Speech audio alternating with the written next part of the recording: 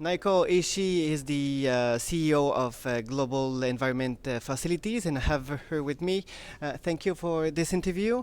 Uh, Naoko, I would like to know what is your expectation of the COP 13 on biodiversity here in Cancun? I think this COP has a very important and ambitious goal of mainstreaming biodiversity into the decision making of much actually broader community beyond conservation. So it's great that the Mexican host invited ministers not only from environment but also agriculture, the tourism, the fishery. Um, so that so at least we can have a very much integrated conversation to how to promote biodiversity into those key economic and the sectoral ministries. I think we have been making a quite the progress towards this integration and mainstreaming, and I hope that by the end of COP 13 for next 2 weeks, there will be a concrete plan for implementing or practicing or mainstreaming the biodiversity into action.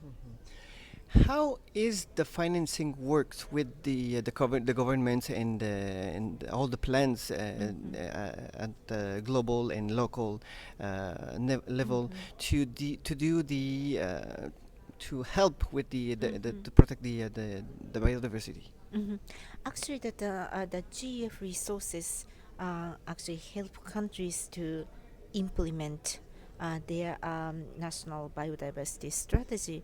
But what I have seen in the past few years is that more and more projects actually do have an integrated approach, so that they themselves, countries, are coming out of very much a silo way of doing business towards more integrated approach to actually involve various sectors like agriculture, the forestry, the fishery, and tourism.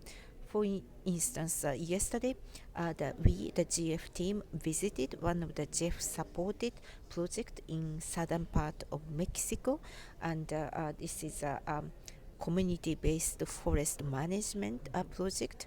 It actually does provide a lot of sustainability or livelihood to the community, but of course it does address that the huge impact and the benefit of global environmental commons, because it really saved that sustainably managed forest resources, which are the fundamental sources of not only livelihood but then those environmental benefit, and including for instance carbon sequence, carbon sink. So that then it's actually great this community actually have started to think not only just narrowly focused conservation but much broader economic integrated issue. Mhm. We are always talking about policies and making legislation and all that, but what is the part of the financing? Because I think it's the most difficult part of all the system to finance these programs. So, what can you tell me about that? Actually, that several countries have already started to influence or actually to address the policy issues, which we are actually very proud of supporting.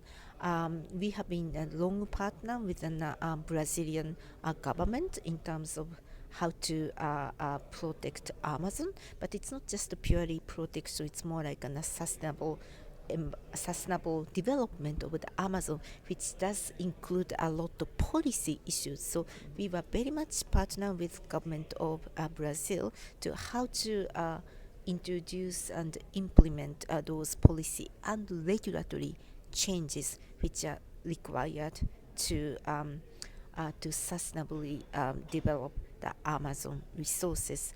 And this project is actually going into the second phase. Now that the countries along the Amazon basin actually come together to under the coherent program, so that the program currently ongoing does not only have Brazil but also Peru and Colombia together, not by individual country, but three countries together to come up with a more coherent Amazon planning, which can be only done by 3 countries together. Now, interestingly, other countries along the Amazon basin show the interest in joining.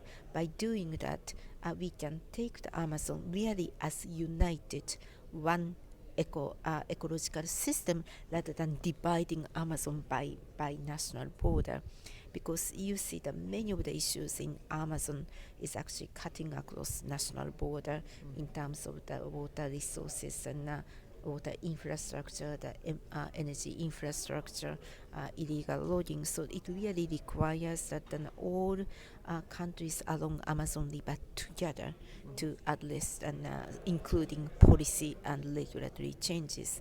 So I'm very optimistic and going forward, more and more countries actually that come together to take ecological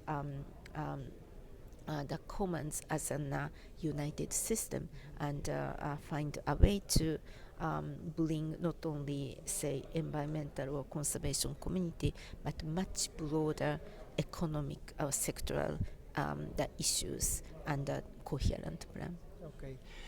Maybe the people don't really understand how the biodiversity influences our life, but it's really important, finally.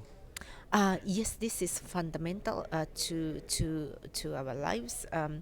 It's not only it's actually a very complicated issue, and I have a huge difficulty to explain to finance ministers why biodiversity is important, because it's a very complex, in a sense it's complex concept, but also intuitively it's so close to survival of human. So it's not only give us the food or other environmental services, and but what I think that we need to understand is um, biodiversity is an integral part of the health of the earth system. So it's a climate system, the water, land, forest, and chemical. These are all integrated or related, are part of the earth system. So you can't really take just the biodiversity as a separate the segment. You have to see the health of the mother nature as a united way. So you may know that we have really at a very critical juncture of sixth extinction of biodiversity. We are losing the biodiversity at 100 or 1,000 times faster than natural rate. Why is that? Because we humans have put so much pressure on the health of the earth system. Somehow, interestingly, climate change captured the political attention. That's why last year you see the climate agreement in Paris. Unfortunately, biodiversity is lagging behind in terms of capturing attention of politicians, policymakers, or general public. We need much more effort to convince why biodiversity is so important to all of our lives. In a nutshell, I think we need to understand relationship with human being and the earth has been changing dramatically. We are now entering into the new ecological geological era called Anthropocene, where we humans change, alter the nature, the earth system. And if we just continue to pressure the earth, we will be actually leaving the very stable, resilient condition under which we human actually prosper for the last 10,000 years. This is a fundamental tipping point that we were at. So this is complicated concept, but we should just understand that we live no longer in this the big planet with the boundless the resource. We are actually living in a very small planet where we are the giant forces to influence the function of the earth system.